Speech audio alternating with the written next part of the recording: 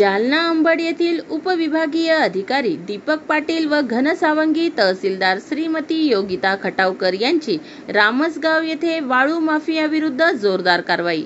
सोमवार दिनांक 20 मे रोजी पहाटे अंदाजे 2 ते 3 वाजे दरम्यान मौजे रामसगाव तालुका घनसावंगी येथे वाळूची अवैध वाहतूक करणारे 10 ट्रॅक्टर ट्रॉली उपविभागीय अधिकारी दीपक पाटील यांनी व तहसील कार्यालय घनसावंगीच्या महसूल पथकासह पकडून वाळू माफियांवर मोठी कारवाई केली आहे। वाळूने भरलेल्या 10 ट्रॅक्टर ट्रॉलीज वाहतुकीच्या तयारीने एका ठिकाणी लावून ठेवलेल्या असल्याची माहिती महसूलच्या पथकाला मिळाल्यावरून रामसगाव येथे जाऊन पथकाने सर्व 10 ट्रॉलीज ताब्यात घेतल्या। सदर कारवाई उपविभागीय अधिकारी दीपक पाटील यांच्या उपस्थितीत व तहसीलदार योगिता खटावकर यांच्यासह करण्यात आली। सदर कारवाईमध्ये अंदाजे 10 लाख रुपयांचा मुद्देमाल जप्त करण्यात आला।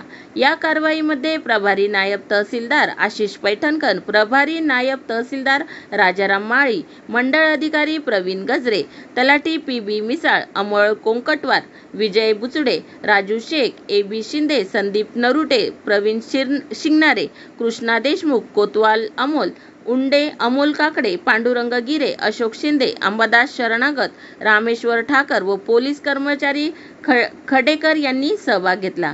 द हिंद न्यूज साठी श्रीधर कापसे, जालना।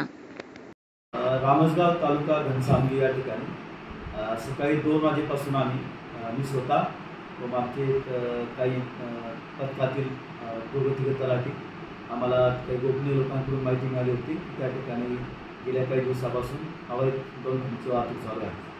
त्या अनुषंगाने आम्ही काल त्या ठिकाणी प्लॅन केला आणि माझ्या पथकासह सकाळी 2 ते 3 दरम्यान त्या ठिकाणी पोहोचल्यानंतर काही ट्रॅक्टर त्या ठिकाणी येताना दिसले आणि त्यांनी काही ट्रॅक्टर वाळूचे भरत असताना परत येत होते आणि भरलेले ट्रॅक्टर जेव्हा त्यांनी एक ठिकाणी एका ठिकाणी बाजूला पार केले।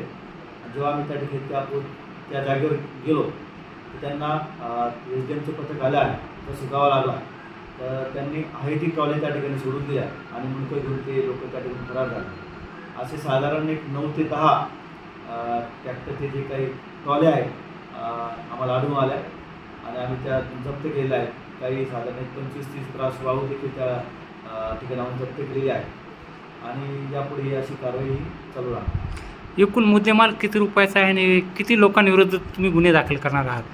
सध्या जी माहिती आहे काही लोकांचे नावं अजून आमच्याकडे आले नाही आहे, परंतु आम्ही आमचे तलाठी आणि परत पोलिसांकडून माहिती घेत आहोत की त्या परिसरात जे लोक तीर्थपुरी आणि परिसरातले काही लोक रात्रीचे ट्रॅक्टरद्वारा अवैध गौणखनिज वाहतूक करतात, त्याची माहिती घेऊन आम्ही मग संबंधित तलाठी मंडळाधिकाऱ्यांमार्फत त्यांच्यावर गुन्हा दाखल करण्याचं काम होईल।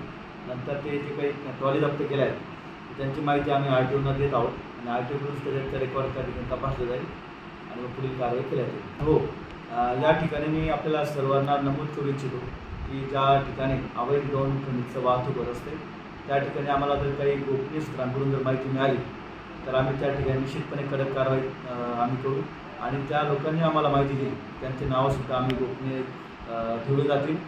त्या ठिकाणी त्यांना संरक्षण देण्यासुद्धा आम्ही हमी घेत आहोत आणि अशीच कडक कारवाई ज्या ज्या ठिकाणी अवैध गौणखनिज वाहतूक होणार आहे त्या संदर्भात माझ्याकडून आणि आमच्या पथकाकडून होणार आहे। वेळप्रसंगी जे लोक महसूल अधिकारी कर्मचाऱ्यांवर हल्ला करण्याचा प्रयत्न करतात तर त्यांची हिस्ट्री तपासून वेळप्रसंगी हद्दपारीचा सुद्धा कारवाई केली जाईल।